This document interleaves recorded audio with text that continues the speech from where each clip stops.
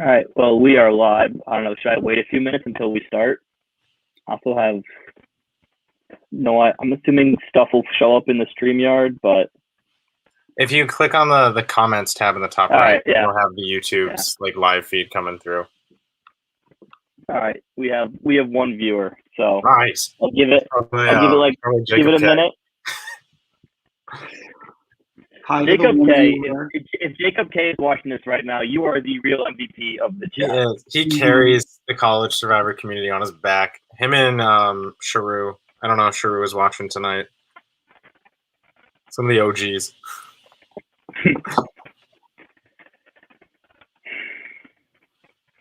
I think let's say we kick this off at about 9:04, 9:03. Julia is running to her computer, so she will be on in a minute. Oh, we lost our one viewer, so we haven't started yet. They probably heard me say we're going to start at 9:05.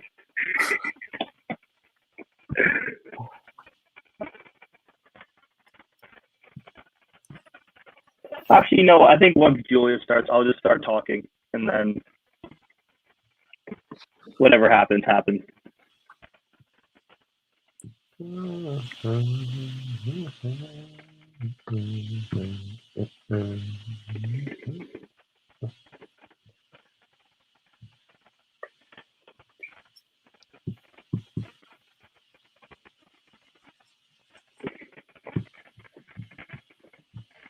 Mine Tribe.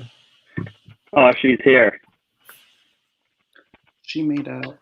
I'm so sorry, guys. It was I'm so sorry. All right, well, I think we can get started now that everyone is here. Everybody, to our currently one viewer, welcome to the Syrvivor Syracuse post show.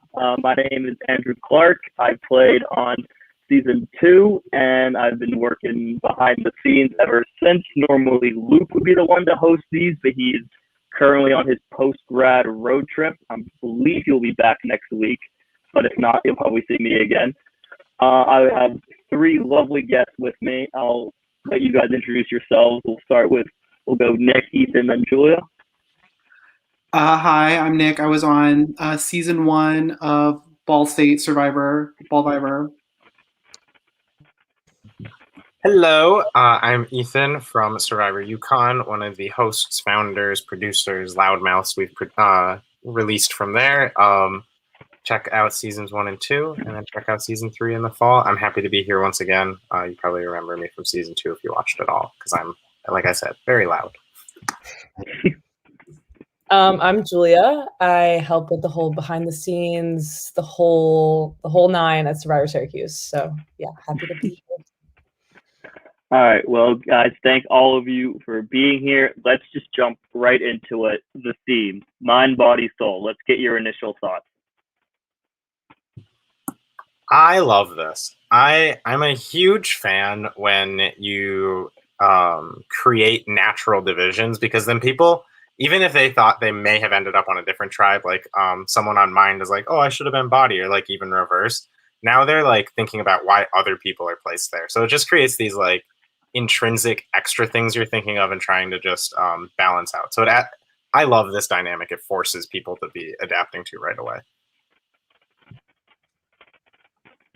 I also love it. I think that it's kind of timely too, especially with like the pandemic and everything, because mind, body, soul, those are kind of 3 aspects that you think about when you're like thinking about like self-care and caring for yourself. And that's kind of what the vibe was, especially on the internet and stuff, taking care of yourself during quarantine. And so I think it's timely, and it like Ethan said, I like that it creates that little division. And it's kind of like a little bit of a mental game too. Like, oh, like I could have fit into any of these. Why am I here? Yeah, like why are other people on other tribes as well? I completely agree with that. Yeah, no, I think you guys kind of hit the nail on the head. I feel like mind, body, soul is usually 3 things that's just put into like one category. And it's like, oh, like you have this to you, you have this to you. But like now it's divided up into 3, and like it's about what comes across from cast to like the people who kind of assigned you into these tribes. Like that's how you're perceived. And like I think they're probably learning a lot about themselves. Like, if they're on the mine tribe and they didn't really understand why, like this is kind of like their journey to like figure out why, and like everybody else's journey to like kind of help them understand that too. Yeah, Julie, you just touched on it. There are 3 tribes for the first time in Survivor Syracuse history off the bat. In your guys' experience, how does that kind of change the dynamic and maybe strategies of other players going into the game? I mean, on my season of Ballvivor, we started with 4 tribes. So I know that like being split up that much kind of makes everything a little hectic at the beginning because there's so few people in your starting tribe that like you can really get sent home early on for any reason, like at all. I think Nick's entirely right. Because it's such a small number to begin with, you really have to invest in this case, the other 6 people on your tribe. Whereas if you were in maybe 2 tribes of 10, you only have to invest in 5 of them, and then you can try and spread more time on other people, or only like 3 because those 3 can grab more other people. Like it's a very different dynamic where you have to grab the majority immediately and attack this game more so than you can like reach into the other tribes. But obviously they still do in this episode, so I think that's really exciting that we have the cross-tribal stuff already happening. I think it kind of also makes it feel way bigger but way smaller at the same time. Like you're on a tribe of like 5 to 7, which is really weird because like I think Ethan, you said it, like you have to really like kind of play aggressive and like grab the majority as soon as you can. But at the same time, like there's 2 other tribes that are also like looking for an idol. Like you have no idea what the clue is. You have no idea like who lives where, who could possibly like get there first, who's looking, who's aligning over there. And then, you know, come merge, swap, like everything just feels a lot bigger because there's so many more factors and more people that have kind of like went through different like steps in the game as you so far. I love what Julia brought up with the like swaps that come with it, because when you have 2 big tribes, it's really just which one ends up with the bigger numbers will have an advantage at a swap.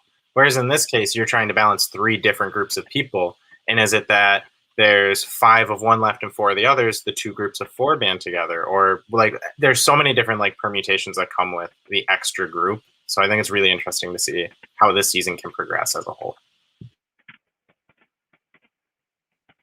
Yeah. Nick, do you have anything to add before? Yeah, I was reading Madison's question in the comments. I thought I would respond to that if that's cool. No, please go right ahead. I was just addressing myself. She asked, do you guys think it's better to reach out and attempt to make alliances right away, or keep it chill and wait for people to come to you? That's something that I think about every time I play a game, because I always want to be the one to like reach out first and say something. But I know that like that's an aspect of my own personality that people might see as like abrasive right away. So I think what I see work out the best is the natural groups that kind of form. Like you saw when Kevin and who else was there? They all went to like out to eat or something. And it was just something that was like chill and like out of the game, but it formed a little bit of a group there and they ended up voting together, I'm pretty sure. I can't remember though, because some of them look the same. So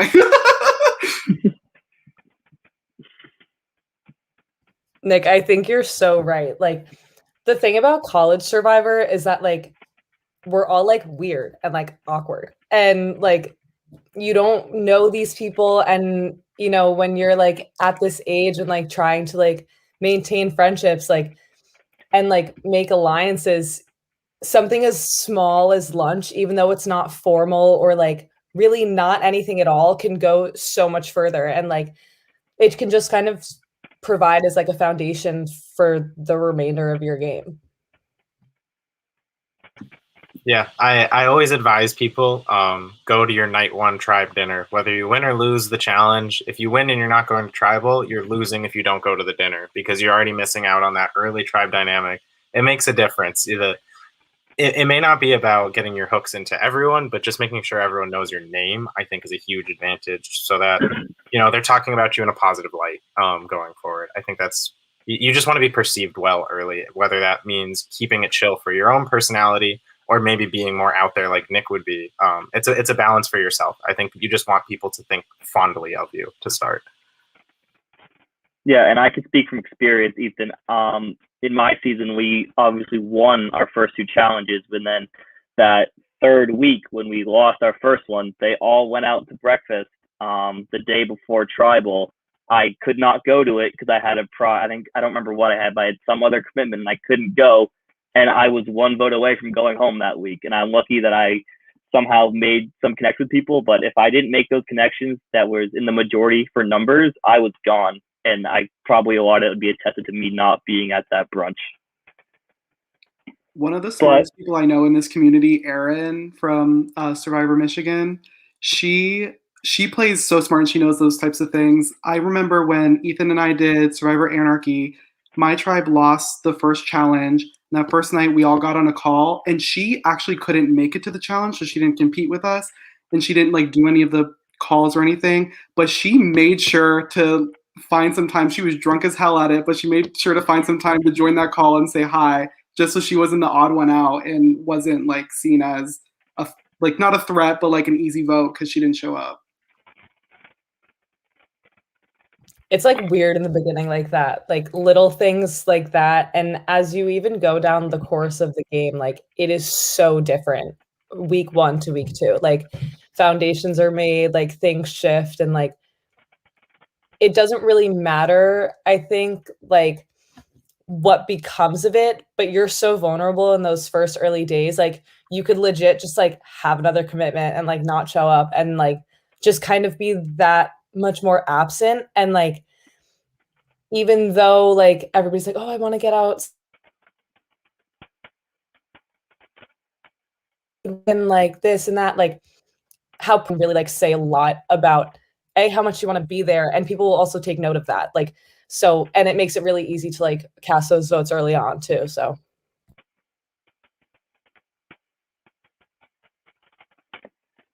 right, I think that was a good question from Madison. Also, viewers, feel free to ask any questions in the chat. We will bring them up as soon as we see them. I want to go back to talking about the 3-tribe split and really start talking about these players. So in the Mind tribe, we had Jen, Kevin, Sabrina, Colin, Carl, Lydia, and Molly. Body tribe, Mike, Jason, Gabby, Holly, Joe, Madison, and Owen. And the Soul tribe, Ryan, Zach, Lindsay, Becca, Kat, Adam, and Jemiah. You guys, of all 21 players, who do you think right now, if you had to pick who was winning this game, the way too early prediction, who's it going to be? I mentioned this before we went live. Before this season was filmed, I'm good friends with Luke, and he sent me a whole cast list and like a 2-sentence blurb on everyone who is playing. And my preseason winner pick before you guys even had your first challenge was Zach from the Soul Tribe. The fact that he has now found himself an idol in the first episode makes me feel really good about that pick. Obviously, idols don't mean you're guaranteed to win. And having it at the very beginning does not mean shit because there's a lot of votes left to go. But I feel pretty good about Zach. I thought he also had a lot of character and a lot of fun in his confessionals. So I'm gonna ride with that for now. He's gonna stay my early pick. Zach was actually mine too. And when he found that idol, I was like, yes. I was like, finally.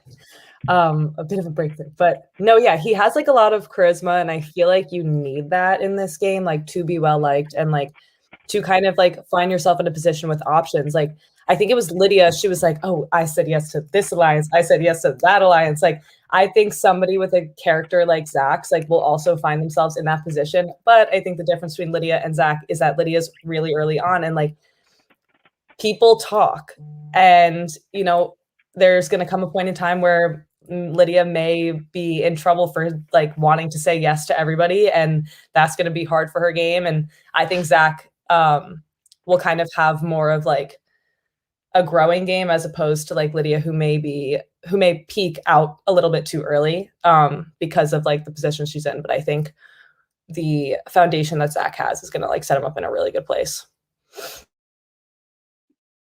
I definitely agree with everything that you guys said about Zach. I think that even with finding the idol, he's seemed to lay relatively low. And they were kind of talking about at one point who they think has it and who doesn't, and his name never came up. So that's definitely good for him. I'm trying to look through. I have the list next to me. I'm trying to look and like think like, okay, who I want to pick someone who I think isn't like having their name thrown around, but also is like laying low, because I feel like those people tend to actually go pretty far in the game. Because the people whose names are getting thrown around all the time, they seem to be targeted at one point or another. And I guess Zach is a good choice for that still, even though he found the idol, because he no one's throwing around his name. He doesn't seem to be in a bad position. Um, I guess so. I guess I'll have to second Ethan's pick as well. So was that a clean sweep that Zach is gonna win? No, we know he won't. Like, I think obviously it's already happened, but we just jinxed him regardless. So Zach, good luck, if you're Zach. watching. We're sorry that we jinxed you.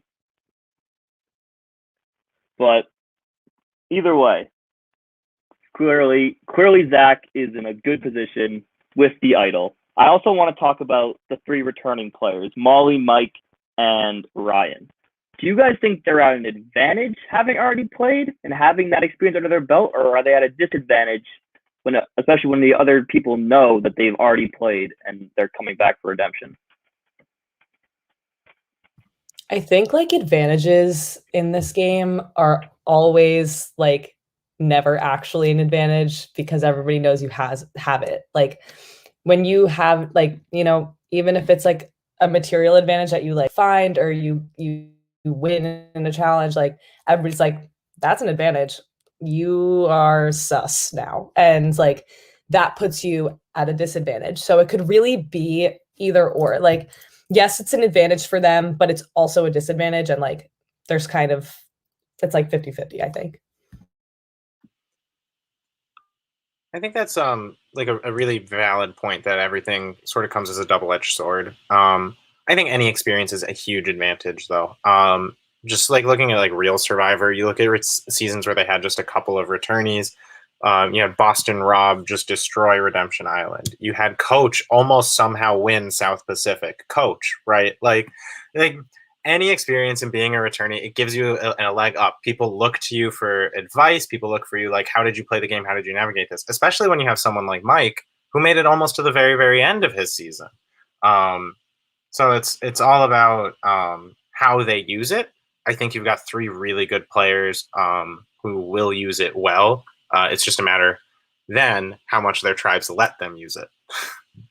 Because they could just be the easy votes first, too. Mm-hmm. I definitely agree with everything that was said. I think that it's so much so like a case-by-case basis type of thing.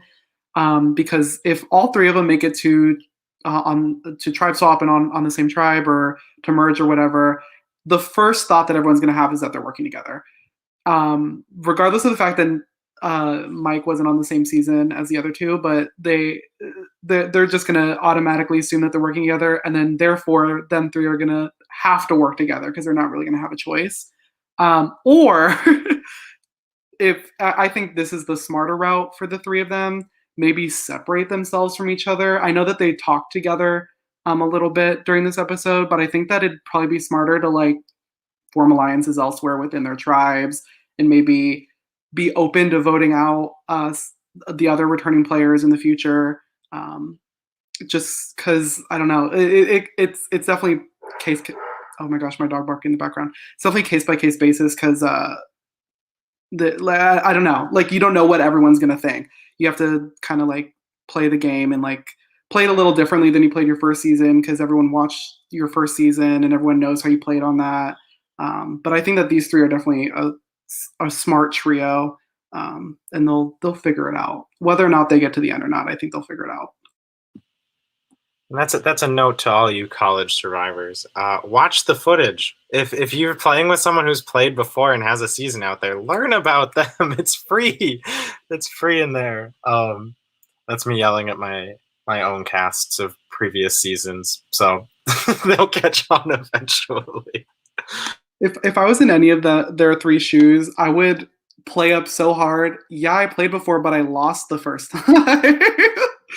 And I think Molly, I think she's done that well. Is that she brings up the fact she's like, oh, I only lasted like a couple. Don't worry about me. Please don't hurt me. I only lasted like 3 votes. And I'm like, that's the pitch. That's a good pitch. So do you guys think that Mike is in a potentially better situation? Because at the time of filming, season 1 was out, but season 2 had not started airing yet. So Mike comes in as a returner, but no one can, even if they wanted, they wouldn't know how he played.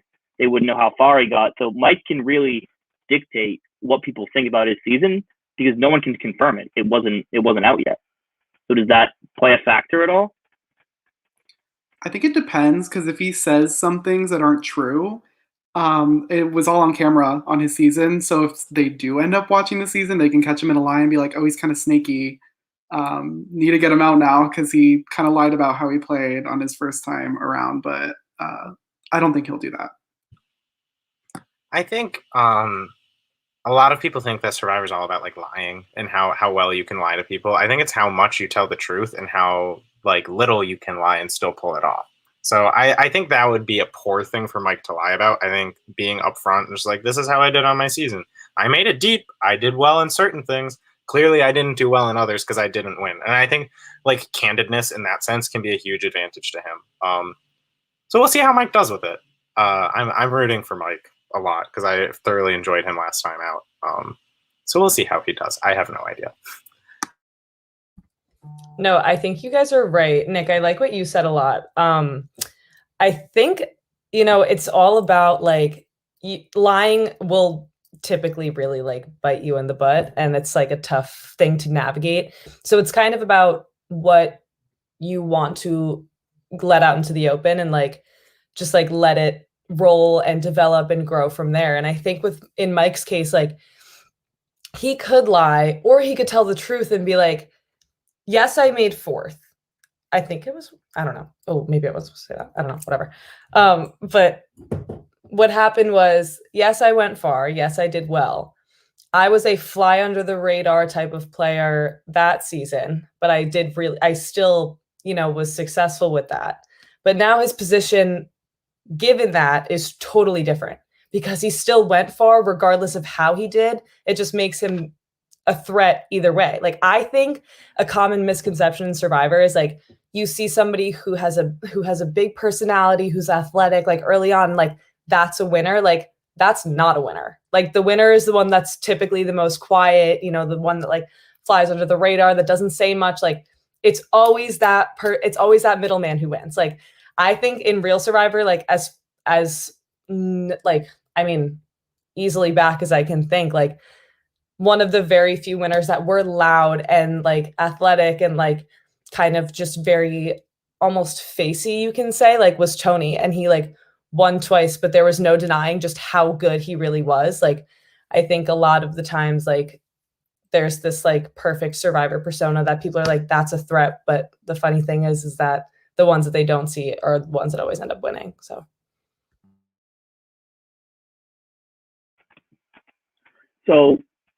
kind of taking the same aspect, talk about the returning players, but on the other side of it, if you're in someone's shoes like Kevin or some of those people who were meeting with Molly on that little meetup before Jen got voted out, what does it do to you to like align yourself with one of the returning players? Does that make you a bigger target, or does that make you kind of fall back a little bit? What do you guys think? When I did Survivor Anarchy, the only person's name who I knew was Anders. And I knew that everyone else probably also knew his name too. And so I was like, I need to work with that man, because I knew that if I was in a little group with him, that it ended up not even actually working out this way, but I think that it works out this way most of the time. But people see that as like, oh, we need to target this group. Who's like the strongest in this group? Who do we want to go for? Oh, let's go for the returning player, is like kind of the easy way to think about it. Maybe people think more strategically about it, but at least in the beginning part, I think that it's smart because you have someone who's not going to vote for you, but is also a bigger target, which is kind of what you want. Yeah, I think Nick nailed it. And sorry, But I think there's huge value, and Julia was talking about it, how it's more the middle people, and if you can latch onto a returner and label them as number one in your alliance to the other people in the game, that's a huge advantage, because when your alliance gets flipped on, because most alliances don't run the entire game, it's very rare to see. You're not the number one who gets cut. It's always best to be like second or third place in a group so that you have someone else to kill first. And I just it's a matter of planning when you move into the top spot and how far down the order you go. It's that's what the game's all about. And I think aligning yourself with a returner is a really smart thing to do if you're thinking on that sort of like plane. Yeah, I think you guys I feel like it's a fairly like general question to answer. I mean, somebody brought up coach in South Pacific, so like now my brain is there, but I remember somebody saying among that Sophie alliance, like I don't remember exactly who was in it, but somebody legit was like, that guy coach, like he's going to be my shield. And that's exactly how it is. Like and that's, like literally what I just said before, but it's always like, it's legit in like ranking order. Like the first person, it's almost like it goes like one at a time. Like the first person may be the best, maybe, like the most strategic, the most athletic, like bye. So next, whoever's, like after that, then that person gets voted out, and then it's whoever's left. So yeah. Not to like keep bringing up like old Survivor, but like I feel like one of the best examples of this is the entire cast of Guatemala and Stephanie LaGrosa. They just kept like propping her up. They're like, go take those punches, queen. Like you go be the bad guy for everyone else. And it worked out for everyone except her. So I think, yeah, there's proof on tape as to aligning yourself with the bigger names and using them as shields. And if you are one of the people to do that, good on you.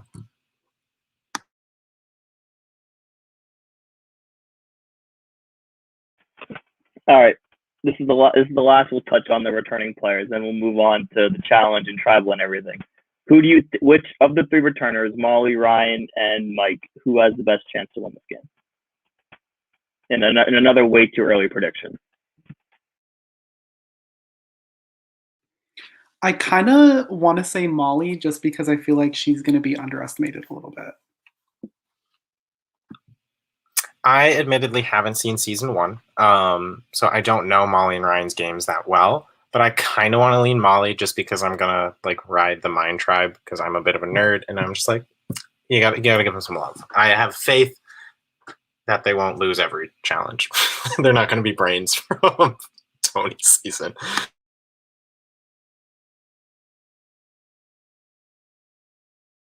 No, yeah, I also want to say Molly because I feel like Ryan and Mike have just kind of a bigger presence like in more than one way. Like Mike's like this athlete, and Ryan I feel like it's just a little bit more like he just kind of I don't want to say he speaks out more. He's just a little bit more charismatic, and Molly definitely has that ability to like fly under the radar and like be that like I want to say like third in the lineup, which is essentially the perfect place to be. So. And we've jinxed another one, folks. I know. That's twice in the way too early prediction. You guys are all on the same page. That's definitely not what I expected. But let's move it. Let's talk about the challenge now. That challenge was brutal. Absolutely brutal. I remember I was watching over. You might have very briefly seen me. I didn't even think I saw me. But I was sitting outside the Kimmel one. So there's like those big stairs, and there's like the little balcony type thing with the seats up there. I was sitting up there. I was trying to be in the shade, and I was still sweating. I was just sitting there. It was I think 95 degrees, and we had these poor kids running all over campus. In the end, it was Soul who won, then Body and Mind right behind them, who ended up going to Tribal. But do you think the Soul, Body, Mind is an accurate representation of the strength of these tribes? I think that's too early to say. I think you had one challenge, which is essentially an endurance challenge, but also like a little bit of a puzzle piecing together the clues. I don't know. It's hard to judge how they're all going to finish off of one challenge. If mine loses everything, so be it. But I don't. It's way too early to say that they're like weaker than the other two. This challenge particular sucks. We did it at UConn once, and it's not fun for production either. I think that this challenge was kind of perfect to start the season because it kind of represented all three of the tribes because you needed that body strength, which is like their strength to get through the challenge. You needed mind strength, which is to figure out the puzzles, and then also communication, which you could say is soul strength, to communicate and figure out where to go and best way to get there and stuff like that. And so I think that it was really anyone's game. I guess it's a physical challenge, so I instinctively want to say the body tribe would have done better, but obviously that wasn't the case. I think like also in Survivor, like a lot of the challenges, it's either like physical or like mental. And I feel like that kind of embodies like body and mind. So, and then you have like soul. And then it's like this weird in between. And then like all three have to balance kind of how the results come out. And it's like, it was like really interesting, like to see, because ultimately like you can be like as built and as jacked as you want, but like if there's somebody on mind that like really, really wants it, like it's all kind of about in an endurance challenge, like in my opinion, like whatever willpower you have to like make that last like trek up that like monster hill in Thorndon and like just like really push to get there. But yeah, I think it's gonna have to be like a trend thing. You're probably gonna have to see like 3-4 challenges to really understand like what each tribe kind of encapsulates like within itself. You know what I mean? So yeah.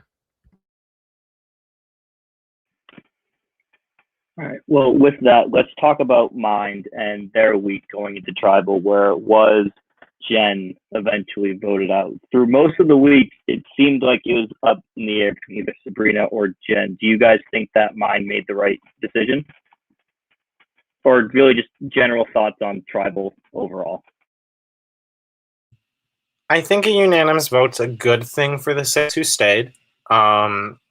Because you have to stick together. A themed season where you're put into 3 tribes with specific qualities. You can't. It's not just going to be a swap at 20 because they went from 21 to 20. You're going to be with these people for a while, and you're going to be labeled with these people throughout the rest of the game, even if you don't work with them.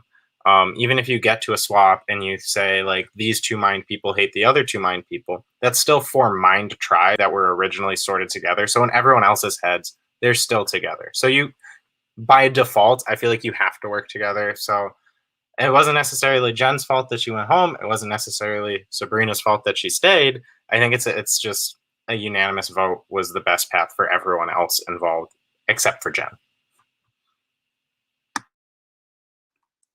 I'm just glad it wasn't Kevin. I think Kevin is so fucking funny. I can't stand it. Every time he was on camera, I was cackling because I don't even think he like knew that he was being funny, but it just, I need more Kevin. No, I'm such a Kevin stan. Like I literally can't even lie. I love Kevin.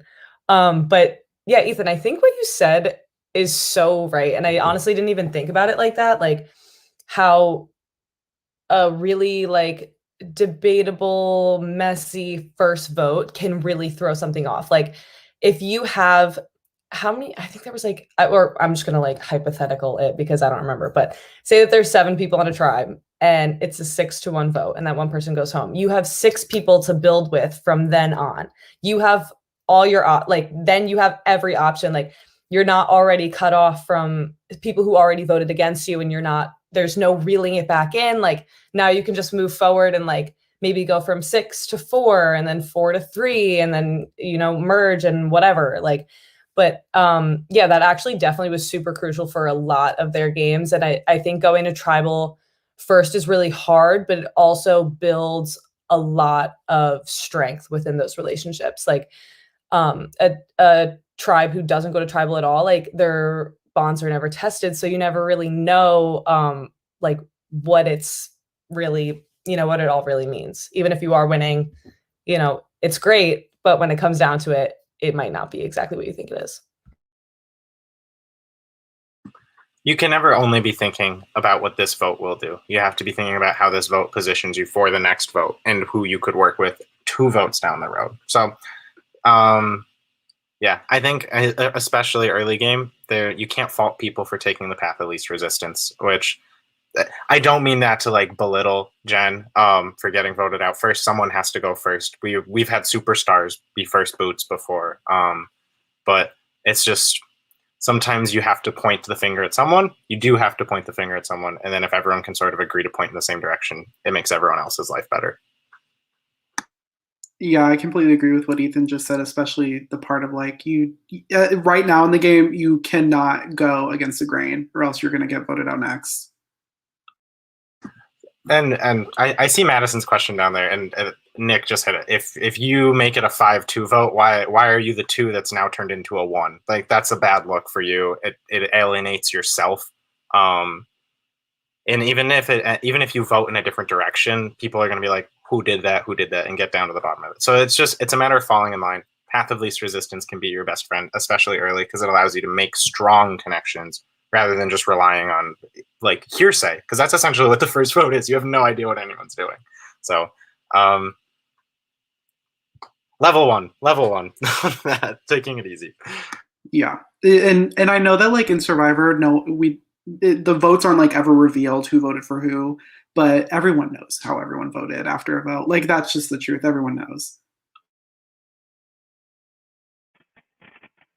Yeah, and it's not like, at least to me, it's not like Kevin really wanted to vote out Jen. I remember in that one of that last vlogs where they cut the tribe, was like, I feel sick, I feel so horrible doing this, because they clearly had established a relationship, but by seeing both sides as he was, it really was impossible for him not to and to go against what everyone else is doing. Because as you guys so perfectly said, that he is basically writing, when he writes down Sabrina's name, he might as well write down his own name for next week. Let's see. What else happened in this episode? We got some clips from Body and Soul with Zach looking for the idol. Something that stood out to me was one of the first things we saw after the challenge.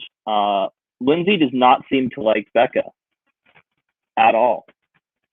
Any thoughts? Any predictions on how that might affect the Soul Tribe down the road? Sorry, Nick, do you want to go? Oh no, you can go. I kind of feel like Becca just needs to be in it. Needs to have been casted. There is a Becca on every damn season of any Survivor you watch. Like, she said, yo, alliance. And Lindsay was like, okay, but like Becca just, I'm not going to say she's digging her own grave, but she's walking the walk. She's kind of just she's loud, she's charismatic. And I know that like we say that that's somebody who's ranked first. And I feel like that's going to be Miss Becca. I think she's kind of just taken that role on just because of like who she is. And I think the dynamic between her and Lindsay isn't even really going to be tested, because I think people are also going to catch on to, the fact that she is so loud and kind of I don't even want to say opinionated, because I haven't even heard her talk that much, but she seems like she has that in her, and that can be a red flag for somebody. If you want to like trust her, like she could just kind of let it fly if you say something that you want to keep secret. So yeah. I completely agree with everything you just said. I loved the moment right at the beginning of the episode where she goes, yeah, so we have our challenge today. It's supposed to be a physical challenge. Meanwhile, she has a full beat and she's about to go to this challenge outside. And then I also love in all of their promos, everyone's pictures are like the classic, like, like arm pose. And then she's like, here's my Instagram feed. She's iconic for that. I love Becca. But one thing, as we've talked about, is peacocks can ruffle feathers. And she is definitely a peacock this season. She gets attention, and some people can thrive in it, and I think she does thrive in it. But maybe that's not what everyone else wants in their group. I adore it. Especially as a viewer, I can't get enough of it. But it doesn't sit well with everyone, and again, like I said before, it's about making people think fondly of you. And if you rub them the wrong way, they don't think very fondly of you. So that can end up being an early exit. I hope it's not. I think she's so much fun. She's excellent TV. That's all I'll say. She is the reality TV that we all need, honestly. I know. Next, right, she's like posing on the hood of a car in her picture. Like, it's amazing.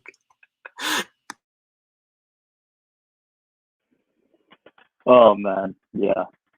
I'm very interested to see how the Soul Tribe dynamics go, especially because obviously we weren't going to see a lot of them this episode since they won, but seeing that kind of quick little insight with them, and then all of them looking for the idol, which they all thought had already been found. I'm not exactly sure how that timeline went, but it seems like a lot of people gave up before Zach ended up finding the idol. I mean, am I wrong? It seems like a lot of people were kind of like, oh, someone must have already found it. How do you think that day one? Like, fully admitting I'm a dumbass, so like you could give me a clue, I'll never find anything. But like, how do you give up day one? Keep looking. You have to assume it was a hard clue. The fact that Zach found it, good work for him again. But no, you don't give up day one. You go look the next day. Like, what else are you doing? This is your life now. Like, you've signed up for College Survivor. Go after it. Part of me thinks that a lot of them left or gave up because everybody else showed up, and no one wants to no one actually really shares their idol when they find it with someone else. But no one wanted to be put in that position where they're like, oh yeah, I'll use it for us. That type of cliche. I think the first day idol hunting thing is so weird and can go so many different ways. And everybody has a different outlook on it. Everybody's nervous. Everybody's like, oh, I want to find it, but somebody already found it. So I'm just going to leave. But that, it's just funny because it also says something about their gameplay. If you're going to look for 10 minutes and, then leave after you think somebody else found it, it says something. It says something about your character. It says something about, where you stand in the game, where you want to be, who you want to be aligned with. But I feel like the people who left in a group, and it kind of even put them in a good position regardless of if they idol or not. So. And votes are more valuable than idols because votes last a lot longer. So that's actually a really good point. Yeah, you could almost say it wasn't very soul-like of everyone just to leave like that. But obviously there was I can't even think of the word. It's 9:45. I'm getting tired. But there was obviously benefits to leaving early. I know we did talk about Zach's idol earlier, but I wanted to know what you guys thought on what he plans to do with it. Do you think he's going to keep it to himself? I'm pretty sure that's what he said in the episode. Will he end up sharing that with people? Thoughts on what you think he will do or what he should do? Literally, I dare you to name a time where someone shared that they had an idol and it worked out well for them. It literally never happened. So I hope for his sake that he doesn't tell anyone. It's his idol. It's his idol. He found it. He keeps it. He uses it. That. Team idols are stupid. Bad idea. Bad idea. I wrote it down. I just want to make sure everyone remembers that he bought a selfie stick to record his confessions on the go, and thank you. That's beautiful production value. So Zach earns more points in my book. I'm a big fan of his already. No, I think that I'm Team Zach. I think we're all Team Zach. He's our winner pick.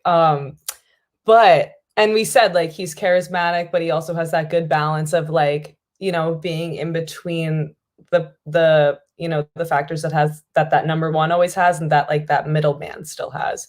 But I feel like he got a little excited. I feel like he was a little bit excited, and I was like, no, don't tell anyone, don't. And I think finding something so early, and I didn't really see him in much of an alliance. Maybe I just like missed it, but he might get nervous and want to use that as leverage to get somebody to work with him, which could eventually really bite him in the butt. So as much as he kind of does, I think his persona kind of has what it takes.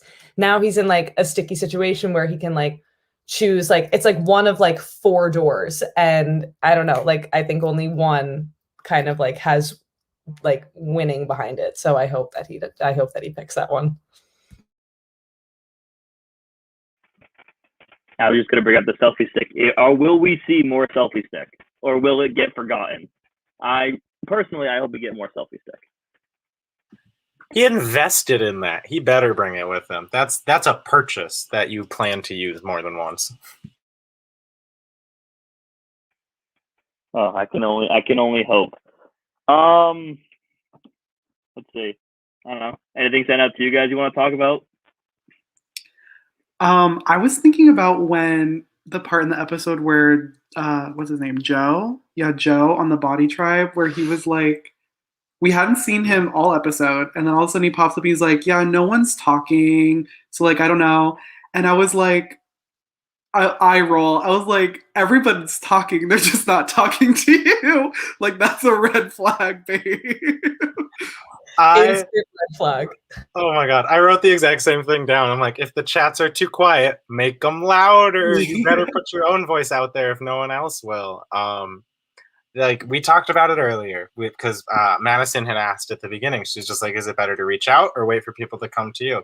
If no one's come to you, you better reach out.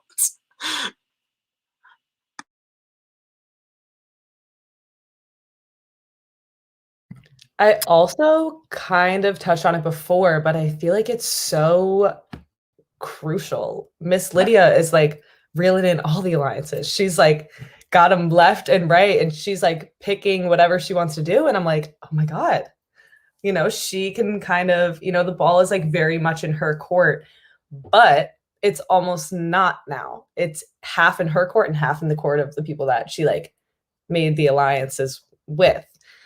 And it's just like, Andrew, like we were talking about before, like the game gets really small when there's 3 tribes. And it takes literally one thought to expand your alliance to somebody else for them to cross over and be like, oh, that's funny. Like Lydia said that I was her number 1 too. And then, you know, that sets off like a variety of red flags, and like everybody's like, oh, you know, so that's like tough. But I don't know. I want to, what do you guys think? Like, do you think that she's gonna make it work? Do you think she's gonna kind of flop with it? You know, what do you think?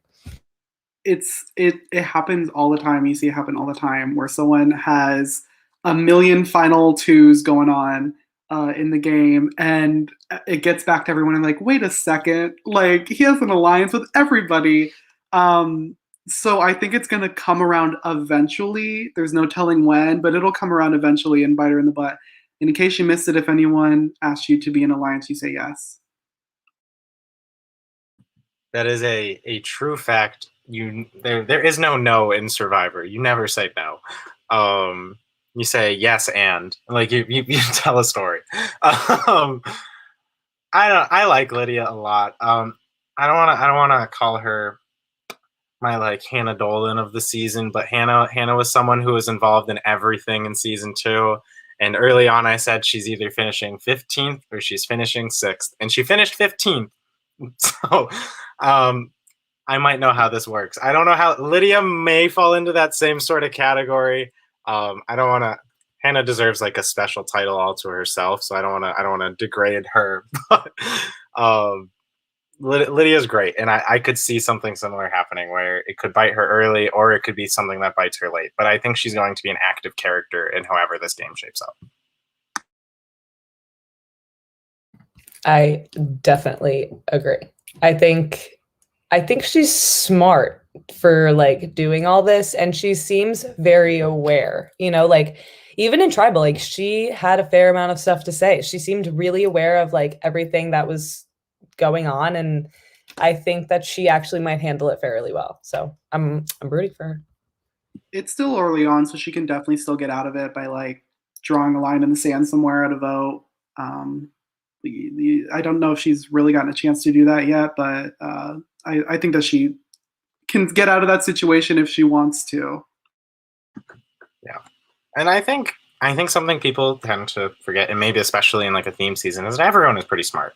Like everyone who signs up for college Survivor is a fucking nerd. Like that is without exception.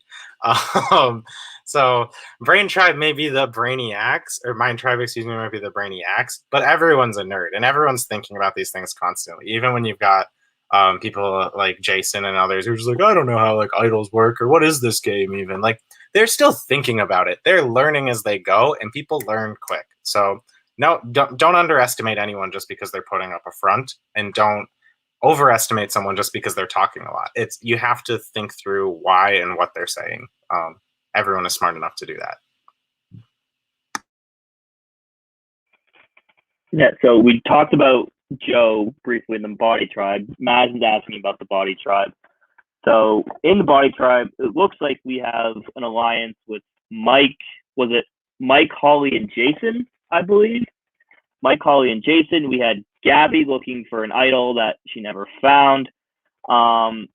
I remember Madison had a bunch of screen time, but I was also trying to figure out this live stream, so I kind of missed what she said during that. I'm sorry, Madison. I know you're watching, but there was a lot of technical difficulties going on behind the scenes. So what are your guys' general thoughts on the Body Tribe as it stands now? I think Joe thinks they need to communicate more. And I would like to see more. And we got a little preview of it in the next time on Survivor Syracuse. We saw Madison involved in an alliance with Mike and others. So I think there's going to be some more movement. I think maybe Body Tribe just sort of, appreciated a win and is finding its feet. It doesn't like, no, she's calling it out. Madison, Jason, and Mike. Andrew, get on it, man. That's why we love a live audience. But no, I think there's going to be a lot of life that comes from that group, because I think people will talk more, and it's just a matter of coming to see that, because we didn't get a ton of them because they did win. We saw them, it's all about the losing tribe. That's who gets the edit of the episode. So I'm excited. I know that they have a lot of good characters in there. Luke has told me there's a lot of really good characters in it. So I'm looking forward to see what else is to come. I don't have too much for them now. I think it's the same situation with those who were working or trying to work with Molly, Madison and Jason trying to work with Mike, who's arguably like, I guess maybe just because I've seen season 2, but he's an outgoing like person. He stands out. I think that's a good move on their part, because they know that if they're going to get targeted, Mike's going to get targeted first. I also think it says something about the game that Maddie and oh my god, I just blanked. Hello. Maddie and Jason want to play, aligning themselves with Mike so fast. Like, whatever their approach or outlook on like how he can help them, or like what they want to do, like they might look to him for guidance. They might look to him as a shield. Like, it's really early to like kind of hop on the Mike train and like just kind of see where it goes. So I'm curious to see their intention like with that, and like see where it goes. I like what you said just there. Like let Mike lead a little bit. Let him get all the blood on his hands instead of theirs. Prop up that punching bag. Go take those hits, Queen. Like that is what it is. Put someone else in front of you. Yeah, it's something that I would be remiss if I didn't bring this up. We need to talk about Mike's hair. Hey, to get thoughts. Is it better longer, or better with the shorter with it going up? This is what people need to know. Andrew, as someone who used to have an entree-sized salad on top of their head, if you can grow the long hair, go for it. I can't do it anymore. It won't work. So while you can, absolutely embrace the flow.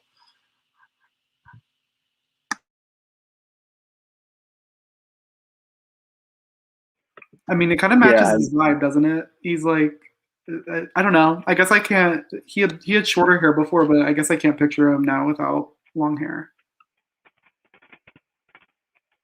I don't Yeah, know. I mean, you guys. Oh, sorry, Andrew. I'm so sorry. No, you're good. You're good. Do you want me to go now? Yes. I'll Okay. go after you. But I was gonna say, like, I don't know Mike Rizzuto without long hair, and I don't want to know Mike Rizzuto without long hair. I love it. I think it's his brand. I think it's his character. It's just, what is Mike Rizzuto without that hair? I don't know. Like, it's so important. It's literally so important. Yeah, I mean, Madison saying longer in the chat. It is definitely longer than it was even now, like, or even in what we just seen. It's gotten longer, and I agree. I think every time I see a picture from season 2, I feel like, oh, who is that? That's not Mike. I don't know who that is. But we've been going for almost an hour now, so we'll start to wrap it up. But before we do, I asked you guys for your winner picks earlier. I want to get your dark horse pick. Someone who is maybe flying under the radar, or maybe doesn't have, you don't think, as good of a chance to win, but still in the end could find themselves as the winner of season 3.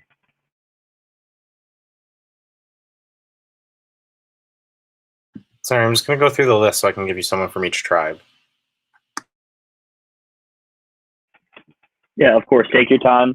If anyone needs names, I got them all here now. Right before we started, I got that figured out. But Okay, I'm gonna take a shot in the dark. I'm gonna take a bit of a shot in the dark. I kind of think that, like, collectively in this season, there's people like Kevin, who's so funny, so iconic, like, so, like, loud, very big personality. And then there's people like Cassidy that are more quiet. So, like, I almost want to make, like, a Cassidy, Molly, Sabrina pick to, like, make it fairly far, because I just kind of see them not necessarily coasting through, but, like, just doing a lot of behind the scenes, like, because there's going to be people like Kevin and, like, Becca and, even, like, Lindsay. I thought, she seemed to counter Becca's energy fairly quickly. So, like, there definitely is a big difference between like, the level of personality that they have on this cast. So I kind of want to make the call that, like, Sabrina, Cassidy, and Molly are gonna kind of just ride out whatever wave that those bigger personalities cause. I hate that we're doing this because you have 2 out of my 3. I also have Cassidy and Molly. I think they're both going to do great for all of the reasons we've talked about in the show and for what you already said. And then to rhyme with Molly, I'm going to pick Holly from the Body Tribe. I think her having pre-existing connections across lines, it's a huge advantage. It's an information, like, level that other people don't have access to. It's that coming into a swap, knowing, like, oh, maybe these people didn't have a great relationship because I heard about it from someone else. And being able to exploit that is massive. So I think Holly has a great advantage going into this game with other people that she knows. We'll see if she's able to use it. I hope so. I think I would put her as one of my dark horses. I think I might say Jason might be a dark horse just because him and Madison working with Mike, that's a really great move. But Madison seems to kind of be the one that's, like, leading them into battle, into that situation. And he's kind of taking the backseat. And I think that would be a great thing for him. I definitely agree on Cassidy being a dark horse. I can see her. She's also in a similar position. And then Sabrina, I think, for a little bit of a different reason, just because I think her name getting thrown around this week, she might feel a little disposable. I kind of want to see her come back with vengeance and come for blood. I hope that she does. It'd be interesting. all right, Sabrina, once again, from all of you, as well as a couple other. You guys have been on the same page tonight. It's crazy. We'll see if any of that changes next week. But with that being said, it is 25 seconds to 10 o'clock. Does anyone have anything they want to add before we wrap up? Any other last questions out there from the 5 people still watching?